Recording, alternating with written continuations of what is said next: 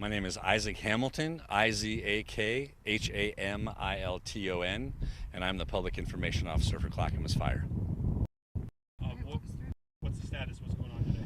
All right, so I'll update you a little bit on kind of where we started and where we're at right now, and then I'm going to go ahead and introduce John Wildhaber with Clackamas County Sheriff's Office, and he'll fill you in on some of the evacuation stuff. So if you do have any questions, please feel free to ask those at the end.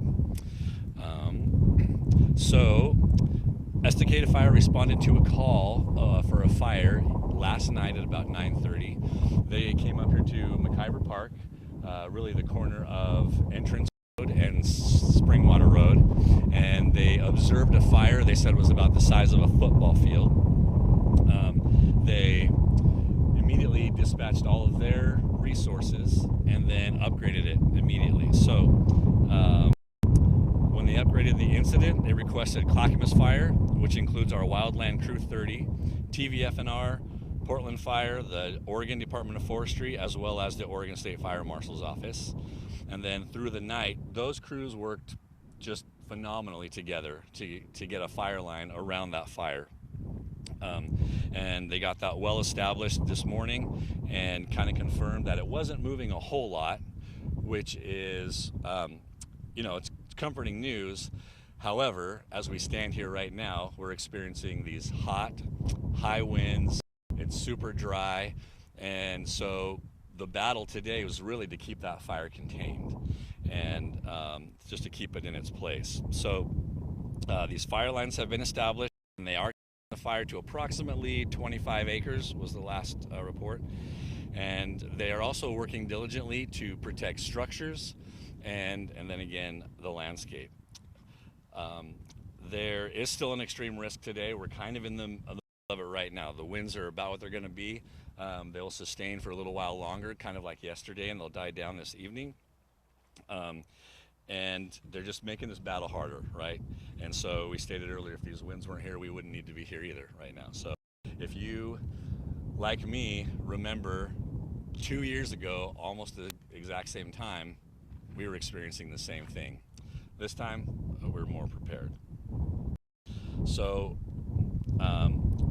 we currently do not have an ETA for when people can return home because we are worried about the wind and the weather, and we won't know when that's going to die down or allow us to get a better handle on the fire, and it could easily make it bigger and more dangerous. So there are resources that showed up this morning to kind of relieve some of the other resources.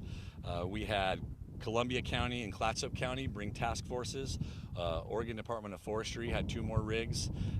We also, as you can see behind me, we have employed an air asset to kind of help with the containment of that fire if it should jump. So, and then we got 2 hand crews from Coffee Creek. So that's about what I have for you today. Now again, like I said, we are not sure when we're going to start allowing people back in, and as soon as we get more information on where the weather's going, we will update you. So with that, I'm going to introduce John Wildhaber with Clackamas County Sheriff's Office, and he'll update you with some of the evacuation.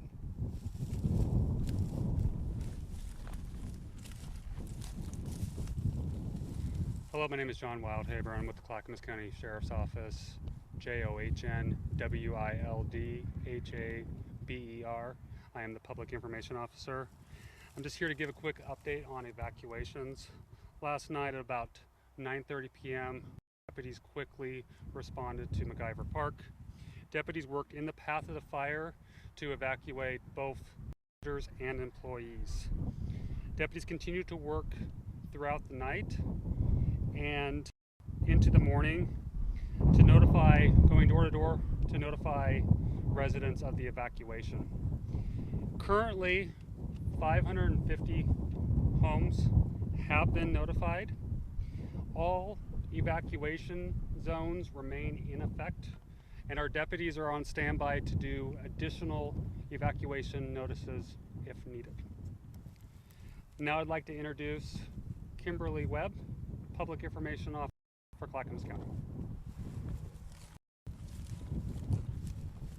Hello, good afternoon. I'm Kimberly Webb with Clackamas County. So we're continuing to monitor the weather conditions here. As you can see, this is some pretty extreme wind, which is leading to dangerous fire conditions. So we want to remind residents to sign up for emergency notifications, including evacuation notices. It is still possible we can see evacuations throughout this weather event. Please do not call 911 to find out if your home is in an evacuation area or if you happen to miss an evacuation notification.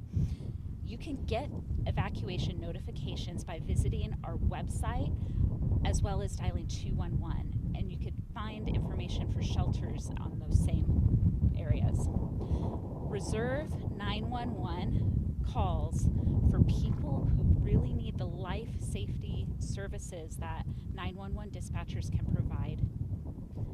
As the Sheriff's Office mentioned, we had about 550 homes that required evacuations. And we have a shelter in Clackamas Community College that is in partnership with the American Red Cross. We also have a shelter for livestock and other animals at the Malala Buckaroo. We still have several community members without power. And so we have community resource centers throughout the county. We have one in Sandy and the other in Oregon City for people to charge their batteries, including medical devices, get water, and other supplies. Portland General Electric already has some resources centers set up in other parts of the county. We are concerned about air quality as it can affect people's health and be harmful. The county has set up extreme weather centers for daytime relief and overnight relief from heat as well as dangerous air quality.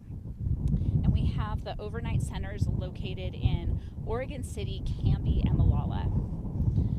So we encourage people to continue to stay up to date, sign up for those public alerts, and check out those evacuation maps. And you can do that by going to our website at clackamas.us/wildfires. And with that, we'll open it up for your questions. Have any structures actually burned this time? I don't know if that's a question for fire. We'll turn that over to Isaac, Clackamas Fire. We saw some that looked like they had burned on the way, but I don't know if that's old or just happened. Oh, sure, absolutely. So, the question was, were there any structures that burned during the fire? And so we are still getting updates on this, the quantity and type of structures that were that were burned. We do know that there were some, but we do not have the details on what type of structure and how many. What's the likelihood that this fire could get bigger than 25 acres? That's a great question. As we stand here right now, in the current state that we're in, it's highly likely. So we got a good fire line around it last night, some pretty good containment. Like I said, Estacada Fire jumped on it really quickly.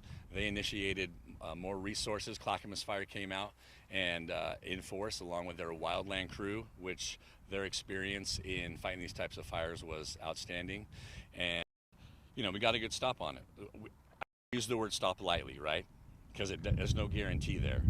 As we stand here right now, that word means nothing. Because if the winds pick up and this fire spots or jumps, then we're off to the races again. So The 550 structures that have been evacuated, are those all level 3, or is that a combination of all the 3 levels? I don't know if the Sheriff's Office wants to step in as well. Yeah, that's a great question. I think I'll turn it over to John Wildhaber. So the 550 homes that have been evacuated are in the level 3. It is a point that a level 2 would turn to a level 3 that we would start doing door-to-door evacuations again. How much OT are you guys working on? Is everybody just working through the weekend right now? We have everybody prepared, and we have deputies on standby to do any notifications that are required. Can you describe the topography of the area you guys where the fire is? I think that would be a better question for fire. Just because we can't really visualize it. Yeah, absolutely. So the terrain that we're working on isn't flat and easy to walk on. Mclver Park has a lot of hills. There's a lot of roads that kind of go down different areas. And then there's a lot of dense wooded areas. So they're working in some pretty tricky terrain. But yeah, I think we're doing a good job. We were prepped for it. You guys have been a lot in the past 3 years. How are you and your doing? That's a great question. As you guys know, we mentioned before, the wildfires of 2020, I think everyone took some lessons away for that.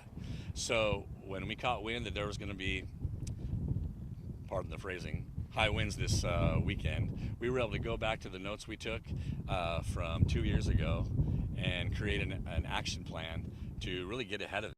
And I think that the fact that this fire isn't bigger than it is right now would show that ourselves, along with our neighboring jurisdictions, Estacada, worked so well together to get this thing under control.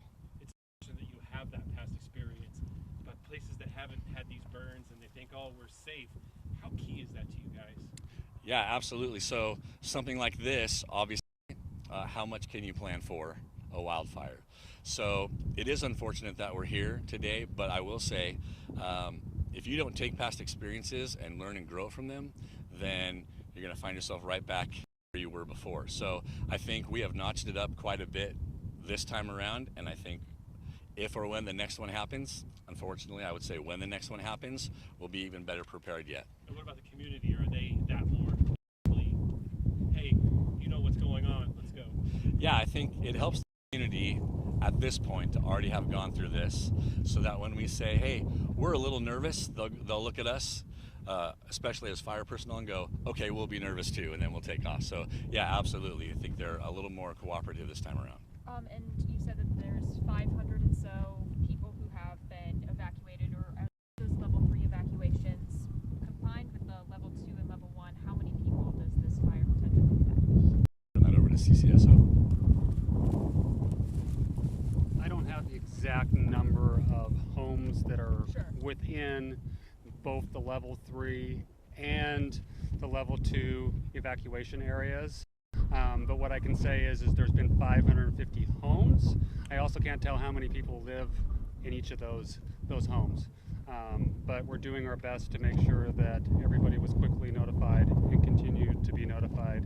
And we're proud of the work that our deputies do. What would your message be for folks who might be right outside of that evacuation zone and could have to evacuate soon? My message for the community is public safety is a community partnership, and be prepared. Nothing ever hurts to be prepared. What's the containment on the right now? What %? So as stated before, the fire at the last update was contained at 25 acres, and they have a really good fire line around them, and I haven't heard any reports that it's gone outside that. And what's the when can we expect the latest update from y'all later on this afternoon or evening? Yeah, I can't guarantee you when that next update's going to be. When the weather decides to take a turn either way and we're able to get a better hold on it, we will absolutely let you guys know as soon as anything changes. And you said you don't know the type of structures that have burned at this point. We do not. And besides the heavy wind and the rough terrain, is there anything that's making this fire difficult to fight or anything like that? No, I think the weather would be our biggest component in how difficult it is to fight this fire. And you also mentioned the terrain. Those are going to be the two biggest things. I'd say after that, we have multiple fire agencies here working together. Everyone's trained just a little bit differently, but our goal is the same, right? So getting used to each other and how we all work and the protocols that we all have would be the next hardest component. But if I'm being honest, I don't think that was an issue this time. It was pretty amazing.